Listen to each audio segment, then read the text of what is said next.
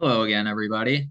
So in the last video, we talked about how to set up your fortune teller assignment, how to take information from the user, store it as variables, do logical operations on it to determine the user's fortune, and then how to display that information at the end. But let's look at what happens here if the user completely disregards the instructions and puts in a string.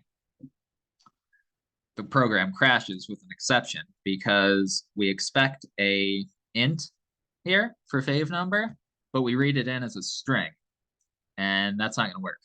So one good way to validate input from the user, one thing we can do here is instead of an int, we can just make this a string because we're not doing any math on it.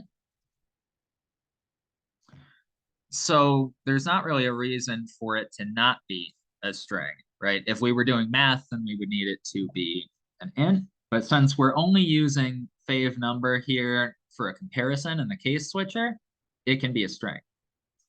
And we can do the same thing with bank balance, actually. We can make that a string as well, because again, we're not doing any math on it. So it doesn't need to be an int. So now to fix this, our code that all just broke, we just need to typecast all of these as strings instead of as ints, because again, here, fave number is now a string, and that's what we're switching the case on. So the 1, 2, and 3 here need to be strings. And then the bank balance is now also a string. So these values that we are assigning to bank balance here in the case switcher now also have to be strings. And we can see here that after making that change, our code still functions exactly the same way.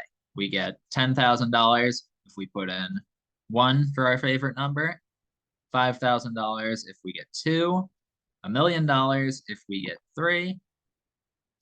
If we go outside of that range, we get 0, which is our default case here.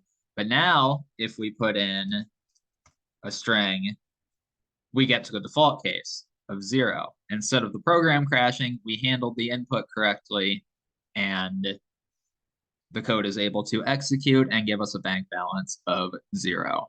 So that's just one way to clean up your input to make it easier for your code to handle what the user puts in and harder for the user to accidentally crash your code by putting in a bad input.